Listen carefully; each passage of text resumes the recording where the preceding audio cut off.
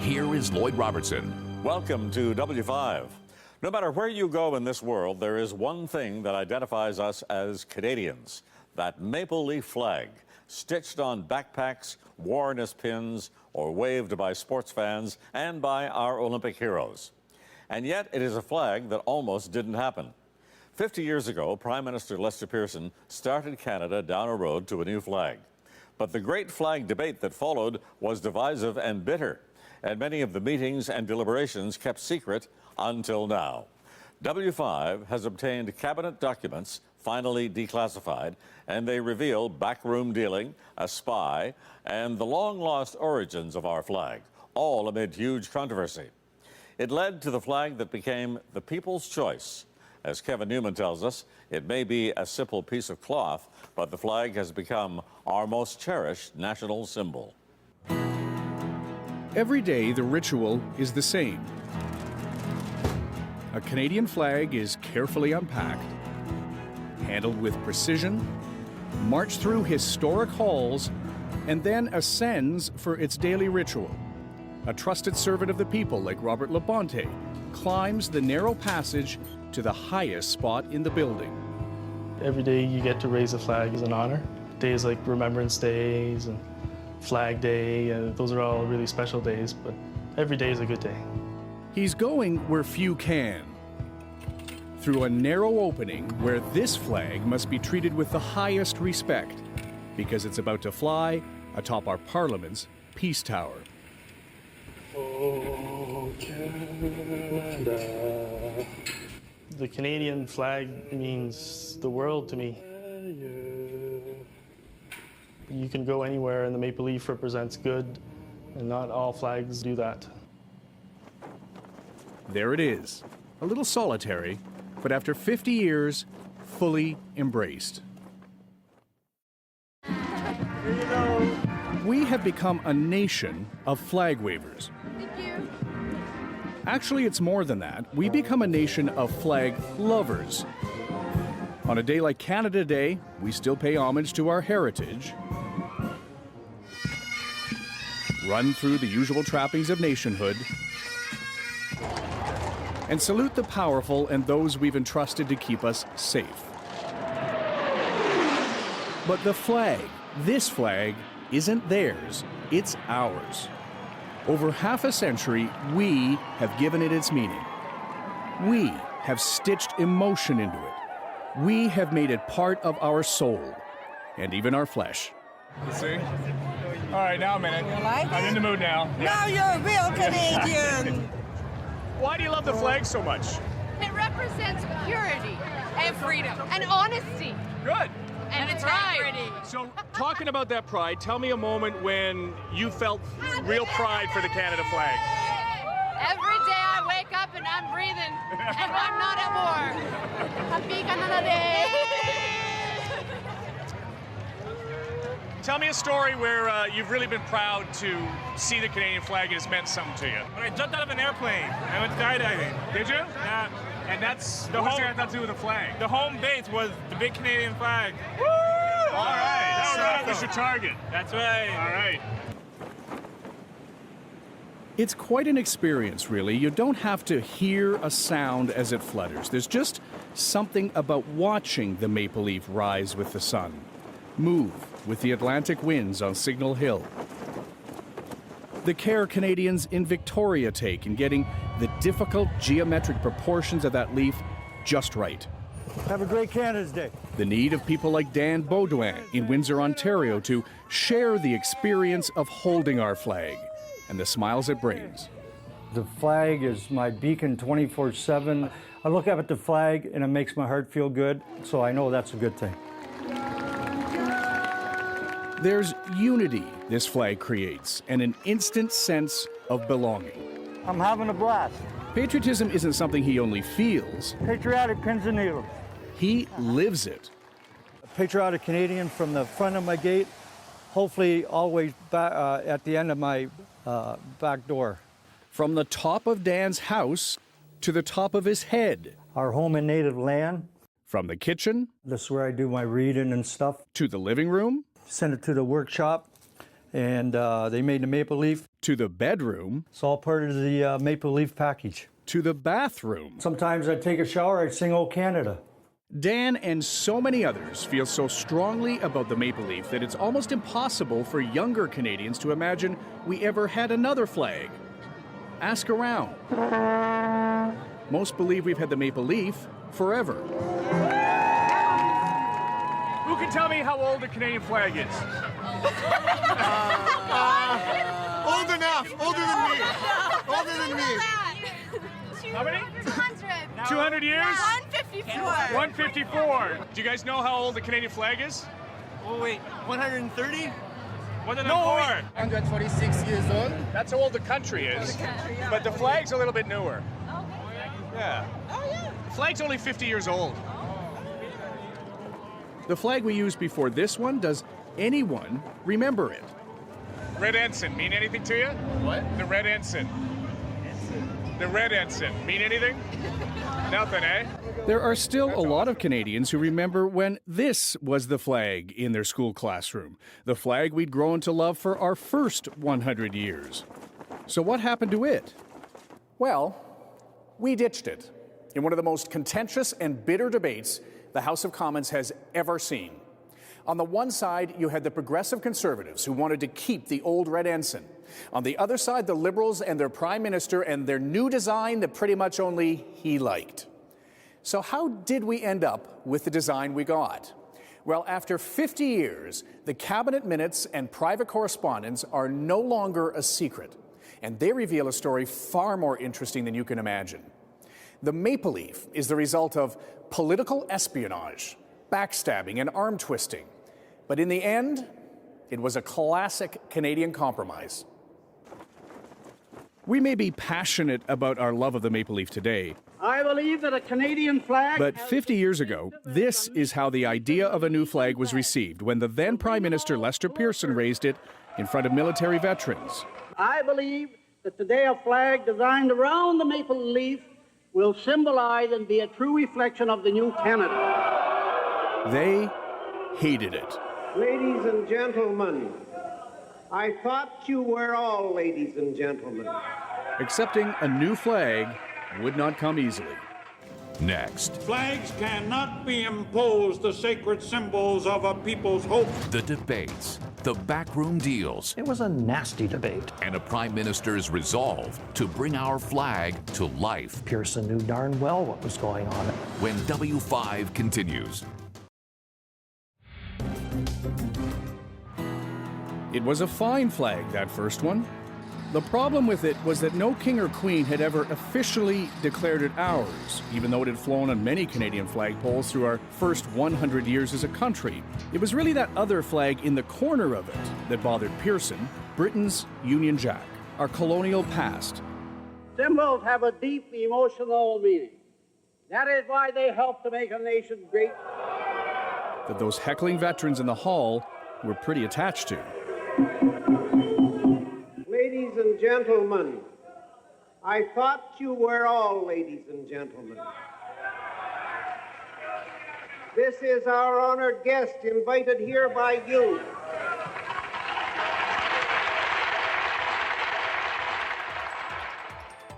Glenn Wright worked in Canada's archives for 2 decades and studied the origins of the maple leaf flag.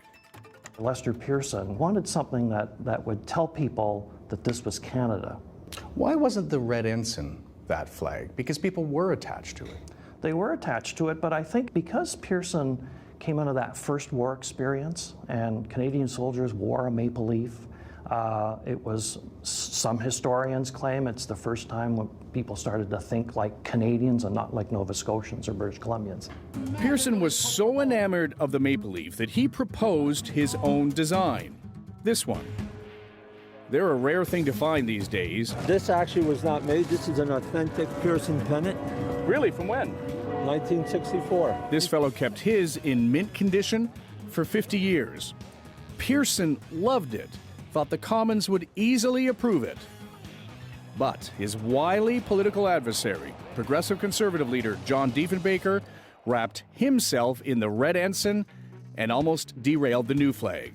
We have had a flag Flags can be changed, but flags cannot be imposed, the sacred symbols of a people's hopes and aspirations, by the simple, capricious, personal choice of a Prime Minister of Canada. And let me underline that. It wasn't an easy battle. Was it a polite debate? It was a nasty debate. And of course, all heck broke loose. One can only imagine nowadays the kind of strong feelings that people had. Well, we can do more than simply imagine them now. The cabinet minutes, appointment diaries, and key decisions that were locked away in the National Archives are now no longer secret. Pearson's agenda book. As archivist Glenn Wright started sifting through them, he uncovered new evidence that completes the earliest history of the Maple Leaf. The cabinet documents reveal that after weeks of bitter and divisive debate over a new flag, it was Diefenbaker who proposed a compromise, a special committee of MPs to settle the argument. Diefenbaker. Such a committee could reach a solution that would serve the best interests of national unity. It turns out to be an important decision. He probably believed that by going to committee there was still hope to retain something of a British connection or a British-looking flag. Pearson and his cabinet agreed to accept Diefenbaker's political path forward. And so a parliamentary committee was hastily convened and given only 6 weeks in late 1964 to make one of the most profound choices in Canada's history. And the meetings were to be held in complete secrecy until a final design was chosen unanimously. Well, the first thing they did was decorate the room with flag designs that Canadians had proposed, like Group of Seven painter A.Y. Jackson. Some came from everyday Canadians. Imagine if one of these had become our flag. Lots of symbols of our English and French heritage, designs you'd expect, and many you wouldn't. Like these, or these. And we're not quite sure what this is. Can you imagine these stitched to backpacks, aboard the International Space Station, or flying against a bright blue Canadian sky? These could have been the flags our troops take into battle, flown from private homes and at public events.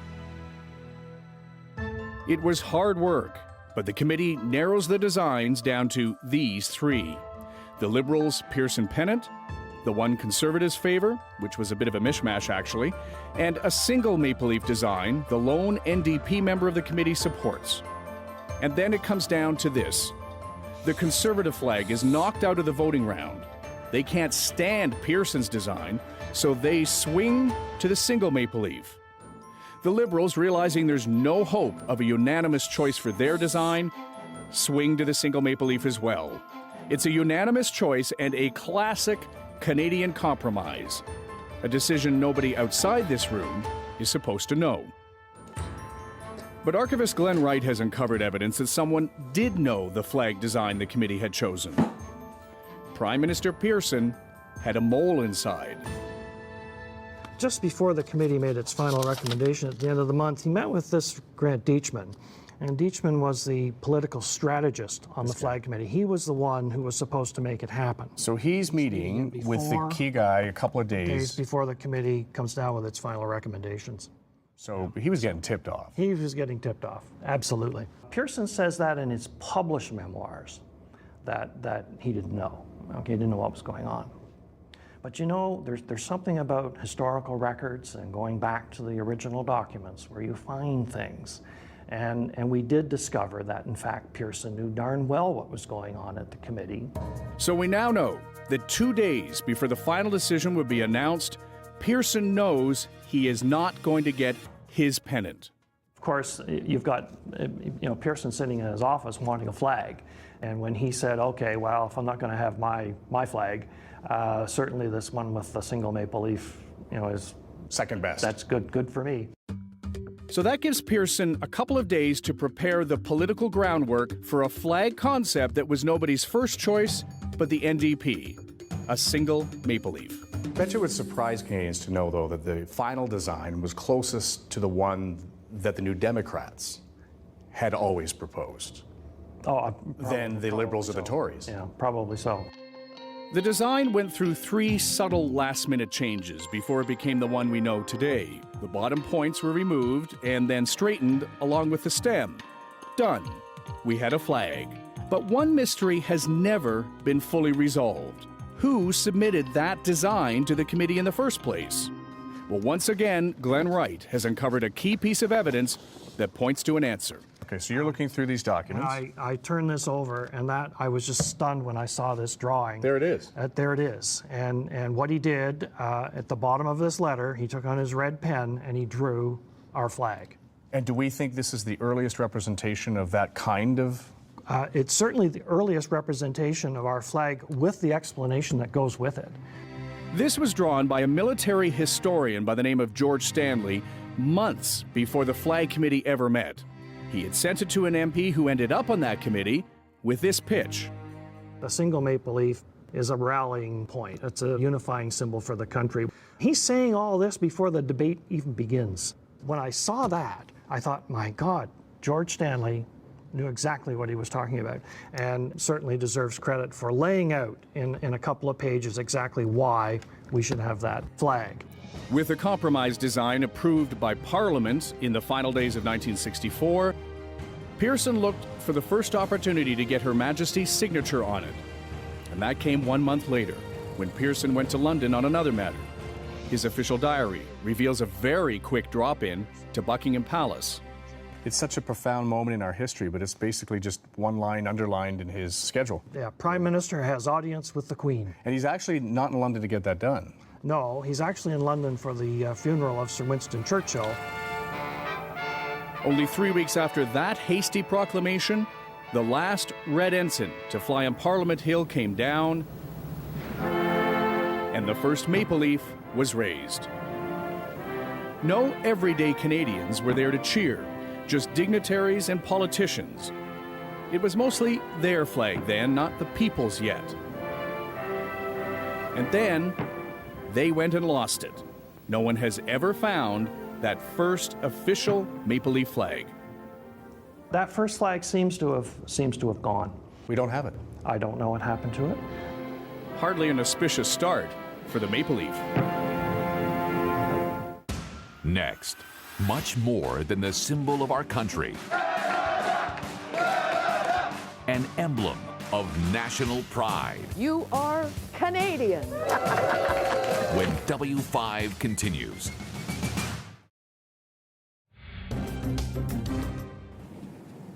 Sometimes it helps to look at something familiar with fresh eyes.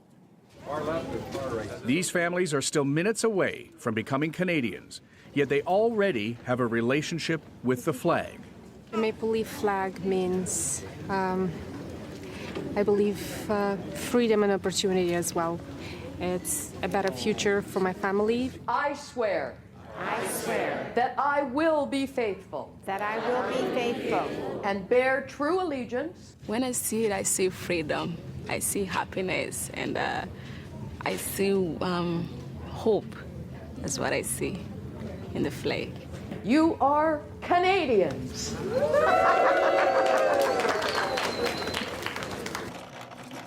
50 years ago, it was a simple piece of cloth with a bold red and white pattern. Then, day by day, we stitched our collective experience into it. We draped ourselves in it to celebrate our triumphs. We wore it on our shoulders into battle and tattooed it on our flesh. And when our survival as a unified nation was at stake, our maple leaf helped save the country. It happened in 1995, 1 week before the second Quebec independence referendum. The separatists under Lucien Bouchard were riding a wave of Quebec nationalist euphoria, and the rest of Canada was helplessly watching. Brian Tobin was a federal cabinet minister then, now retired from politics and a successful businessman. He is finally ready to reveal a fateful bet he put on the flag. A respected pollster called him a week before the referendum vote, alarmed, saying the separatists were about to win. When you take that information to cabinet, what's the mood around the table? We were aware that a loss probably meant, in that context, the beginning of a negotiation about the breakup of the country. Around the cabinet table, Tobin argued for a forceful show of Canadian identity in the heart of Montreal. A massive flag and thousands of people asking Quebecers to stay. The Prime Minister, Jean Chrétien, gave his cautious approval. He finally said, go. You know, you're on your own. Won't be a government initiative, but go.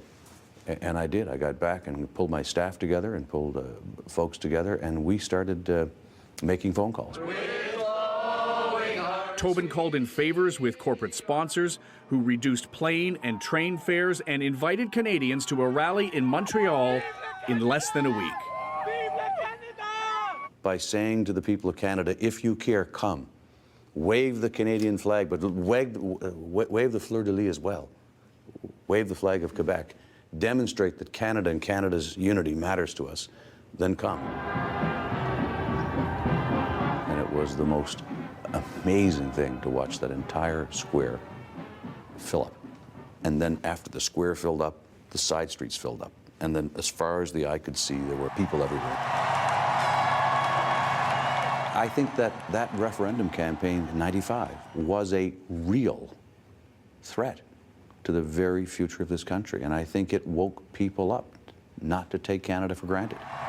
And I think, you know, at that moment when you're looking to find some way to express yourself, picking up the flag is as powerful and as direct as it gets.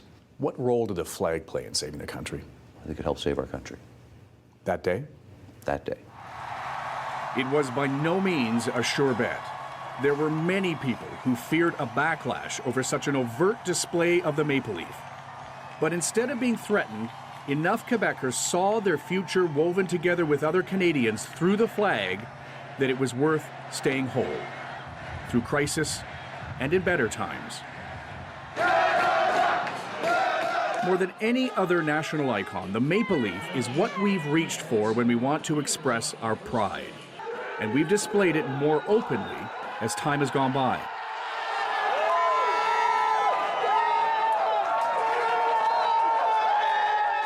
When the 1984 Summer Olympic Games in Los Angeles became our most successful summer games, a young swimming hopeful led Canadian athletes into the stadium during the opening ceremonies.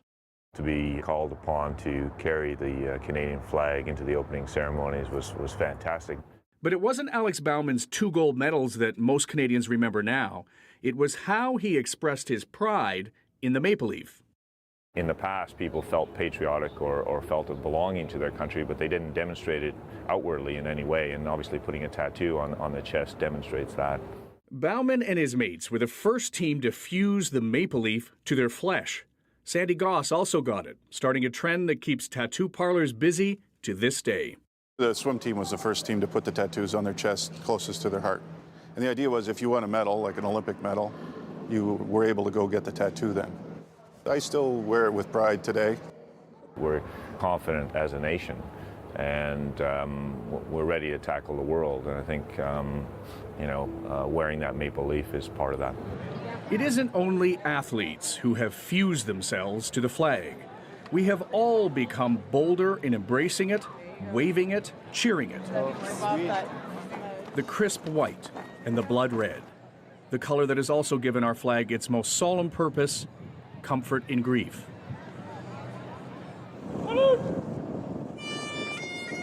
For the young maple leaf, nowhere more publicly than for the more than 150 soldiers whose caskets were draped in it and loaded for the journey from Afghanistan. The flag at the end of the ramp, their final destination, home. The flag was there in the hands of Canadians as the soldiers' funeral processions passed under highway bridges. It was there in their hometowns for their memorials. Places like Peterborough, Ontario, where the flag is what Corporal Mark McLaren's stepmother Joanne and his father Alan reached for in the minutes after they had learned their son had been killed by a roadside bomb. I noticed a Canadian flag folded up in the closet, so we got it out and we put it across the railing on the front deck. It just seemed like the thing to do, the right thing to do. Put that Canada flag right there to show as a tribute to Mark. Was that your instinct, your first instinct? That was our. It's the very first thing we did, and we've been in shock and disbelief and everything else, and we went out, and that's what we did. It was a 10-foot. A huge flag. We still have it. We folded it up eventually. I think we left it up for almost a year. Almost a year, and after you put it up the day he died, yes. learned of his death. Taking it down was difficult. Was a hard thing to do. The Army was important to Mark. Service to his country a matter of deep pride. So much so that he had tattooed an image of the maple leaf into his arm, drawn to appear under peeled back skin. He said, when it's all peeled back, what's left is someone who represents this country. You can tear everything away, and what you're left with is the Canadian flag. And then several months later, another flag. This one sent to the McLarens by a group supporting bereaved military families. We saw this beautiful flag when we opened the package. We couldn't believe it. The white has all the names of all the fallen soldiers on it. And the red is people who have wished them well. They've said thank you. There's all kinds of tributes on here. What has that piece of cloth come to mean to you now? It's not just a piece of cloth. It represents the people of Canada and all the caring and everybody getting together and standing behind you. It's all the support and love and loss. Loss, yes.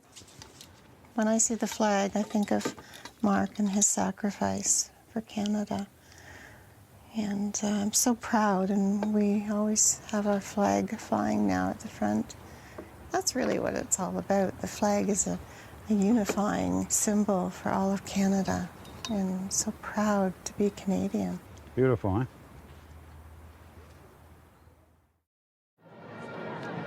What we have endured together these past 50 years has woven our flag into one of the most successful in the world. Instantly identifiable. The symbol of Canada celebrated everywhere and with everyone. The history of how indifferent we were initially about the maple leaf is now largely forgotten by a generation who can't even imagine a time when this wasn't our flag. It really is something to celebrate and salute. The half-century we became the maple leaf, and it became us.